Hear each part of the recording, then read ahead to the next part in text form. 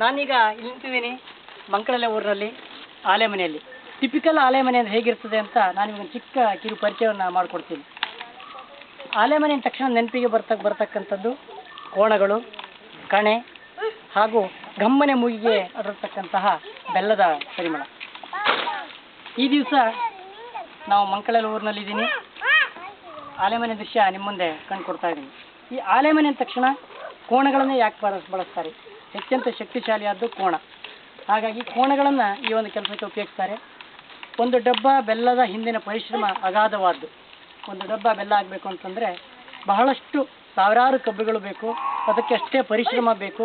ಅದನ್ನು ಹಂತ ಹಂತವಾಗಿ ನಿಮಗೆ ಮುಂದೆ ಪರಿಚಯಿಸುವಂಥ ಪ್ರಯತ್ನ ನಾವು ಮಾಡ್ತೀವಿ.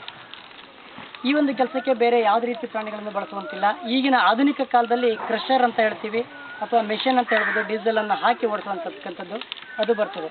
ಆದರೆ ನೀವು ಸಾಂಪ್ರದಾಯಿಕವಾಗಿ ಮಾಡಿದಂತಹ ಕಬ್ಬಿನ ಆಲೆಮನೆಯ ಬೆಲ್ಲದ ರುಚಿನೇ ಬೇರೆ. ಕ್ರಷರ್ ಇಟ್ಟು ಅಂದರೆ ಮಿಷನ್ ಹಾಕಿ ಓಡಿಸಿದಂಥ ಬೆಲ್ಲದಂತ ಬರ್ತಕ್ಕಂತಹ ರುಚಿಯನ್ನೇ ಬೇರೆ ಅಂತ ಹೇಳ್ಬೋದು. ಈ ಒಂದು ಆಲೆಮನೆಯನ್ನು ನಡೆಸ್ತಕ್ಕಂಥವ್ರು ಅಂದರೆ ಓಡಿಸ್ತಕ್ಕಂಥವ್ರು ಕೋಣವನ್ನು ಸಾಕಿ ಕಣೆ ತಂದು ಅವರಿಗೆ ಬಡಿಗೆ, ಆಲೆ ಬಡಿಗೆ ಅಂತ ನಮ್ಮ ಸಾಂಪ್ರದಾಯಿಕವಾದ ಒಂದು ಹೆಸರು ಇರ್ತದೆ. ಅವರು ಕೋಣಗಳನ್ನು ಸಾಕಿ ಅದನ್ನು ಬೆಳೆಸಿ ಈ ಆಲೆಮನೆ ಎಲ್ಲಿರ್ತದೆ ಆ ಹಂತದಲ್ಲಿ ಅದನ್ನು ಕರ್ಕೊಂಡೋಗಿ ಅಲ್ಲಿ ಅದನ್ನು ರೆಡಿ ಮಾಡ್ತಾರೆ. ಅವರು ಆಲೆಯ ಒಂದು ಇದನ್ನು ಮಾಡ್ತಾರೆ. ಅವರು ಅದಕ್ಕೆ ಅತ್ಯಂತ ಕಡಿಮೆ ದರ ಅಂತಲೂ ಹೇಳ್ಬೋದೇನೋ ನಾವು ಈ ಇದಕ್ಕೆ ಹೋಲಿಸಿದ್ರೆ. ಅವರ ಶ್ರಮಕ್ಕೆ ಕಡಿಮೆ ದರ ಅದನ್ನು ಪಡಿತಾರೆ. ಹಾಗೂ ಈ ಕಡೆ ಕಾಣ್ತಾ ಇರ್ತಕ್ಕಂಥದ್ದು ಕೆಳಗಡೆಯಲ್ಲಿ ಕಬ್ಬು ಕೊಡ್ತಾ ಇರ್ತಕ್ಕಂತಹ ಕೆಲಸ. ನೀವು ಕಬ್ಬು ಕೊಡ್ತಾ ಇದ್ದ ಕೆಲಸ ನೋಡ್ತಾ ಇದ್ದೀರಿ. ಸಾಮಾನ್ಯವಾಗಿ ಹಳ್ಳಿ ಮನೆಯಲ್ಲಿ ಪ್ರಥಮವಾಗಿ ಶುರು ಆಗೋದು ಕಬ್ಬು ಕೊಡೋ ಕೆಲಸದಿಂದ. ಮಕ್ಕಳಿಗೆ ಮೊದಲು ಹೇಳ್ಕೊಡ್ತಕ್ಕಂಥದ್ದು ಕಬ್ಬು ಕೊಡೋ ಅಂಥ ಕೆಲಸ. ಈ ರೀತಿ ಕಬ್ಬು ಕೊಡೋ ಕೆಲಸಕ್ಕೂ ಬಹಳ ಚಾಕಚಕ್ಯತೆ ಮತ್ತು ನೈಪುಣ್ಯತೆ ಬೇಕು. ಯಾಕೆಂತಂದರೆ ಈಗ ನಾನು ನಿಮ್ಗೆ ತೋರಿಸ್ತಾ ಬರ್ತೀನಿ. ಇಲ್ಲಿ ಈ ರೀತಿ ಕಣೆ ತಿರುಗ್ತಾ ಇದ್ದಾಗ ಇದು ತಲೆ ಹೊಡ್ತಕ್ಕಂಥ ಸಾಧ್ಯತೆ ಇರ್ತದೆ. ಇದಕ್ಕೆ ಟಿಪಿಕಲ್ ವರ್ಡ್ ಏನೋ ಹೇಳ್ತಾರೆ, ಯಾಕಂದರೆ ಬೀಸ್ಮರ ಅಂತ, ಇದಕ್ಕೆ ಬೀಸ್ಮರ ಅಂತ ಪದ. ಯಾಕಂದ್ರೆ ನಾನು ನಿಮ್ಗೆ ಕಾಣ್ತಾ ಇದ್ದೀನಿ, ಈ ರೀತಿ ತಲೆ ತಚ್ಕೊಳ್ಳದೆ ಹೋದರೆ ತಲೆಗೆ ಹೊಡೆಯುವಂಥ ಸಾಧ್ಯತೆ ಭಾಳಷ್ಟು ಇರ್ತದೆ. ಯಾಕಂದರೆ ಪ್ರತಿಯೊಂದು ಸಾರಿಗೂ ಹಾಗಾಗಿ ಕೂರ್ಲಿಕ್ಕೆ ಜಾಗ ಈಗ ಏನು ಮಾಡ್ತಾರೆ, ಸ್ವಲ್ಪ ಹೊಂಡದಲ್ಲಿ ಮಾಡ್ತಾರೆ. ಮತ್ತು ಇನ್ನೂ ಸ್ವಲ್ಪ ಈಗ ಹೊಸ ರೀತಿ ಇದರ ಹಾಲು ಆಚೆ ಕಡೆ ಹೋಗಿ ಬೀಳ್ತಾ ಇದೆ, ನಾವು ಅಲ್ಲಿ ನೋಡ್ಬೋದು. ಇಲ್ಲಾಂದರೆ ಇಲ್ಲೇ ಒಂದು ಬಾನಿ ಇಟ್ಟು ಅದು ಸ್ವಲ್ಪ ಕಷ್ಟದ ಕೆಲಸ. ಅಲ್ಲಿ ಹಾಲು ಹಿಡಿಬೇಕು ಅಂತಂದ್ರೆ ಭಾಳ ಕಷ್ಟ ಆಗ್ತಿತ್ತು.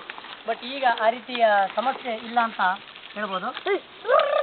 ಏಕಕಾಲದಲ್ಲಿ ಕಬ್ಬು ನೀವು ಪೇಟೆಯಲ್ಲಿ ನೋಡಿರ್ಬೋದು, ಕಬ್ಬಿನ ಕಣೆ ಈ ರೀತಿ ಇರ್ತದೆ. ಆದರೆ ಇಲ್ಲಿಯ ವಿಶೇಷತೆ ಅಂತಂದರೆ ಕಣೆಯನ್ನು ಮೇಲೆ ನಿಲ್ಲಿಸಿಟ್ಟಿರ್ತಾರೆ. ನಿಲ್ಲಿಸಿ 1, 2, 3 ಕಣೆ ಇರ್ತದೆ, ಒಂದು ಕಡೆ ಕೊಡ್ತಾ ಬರ್ತಾರೆ. ಮತ್ತು ಎರಡನೇ ಸಾರಿ ಮರು ಬಳಕೆಗೆ ಇಲ್ಲಿ ಅವಕಾಶ ಇಲ್ಲ. ಒಂದು ಸಾರಿ ಕಬ್ಬು ಕೊಟ್ಟ ಮೇಲೆ ಹೊರಗಡೆ ಅಳ್ಳಟ್ಟೆ ಅಂತ ನಾವೇನು ಹೇಳ್ತೀವೋ ಅದಾಗಿ ಅಳ್ಳಟ್ಟೆ ಆಗಿ ಹೋಗ್ತದೆ. ನೀವು ಪೇಟೆಯಲ್ಲಿ ಕುಡಿಯುವಂಥ ಕಬ್ಬಿಗೆ ನಿಂಬೆಹಣ್ಣು ಮತ್ತು ಇತ್ಯಾದಿಗಳನ್ನು ಉಪಯೋಗಿಸ್ತೀರಿ, ಐಸನ್ನು ಹಾಕ್ತೀರಿ. ಬಟ್ ಇಲ್ಲಿಯ ರುಚಿ, ಇಲ್ಲಿಯ ಅಂತ ಒಂದು ಪರಿಶುದ್ಧತೆ ನಿಮ್ಗೆ ಖಂಡಿತವಾಗಿ ಎಲ್ಲೂ ಸಿಗಲಿಕ್ಕೆ ಸಾಧ್ಯ ಇಲ್ಲ ಅಂತ ಹೇಳ್ತೇನೆ ನಾನು.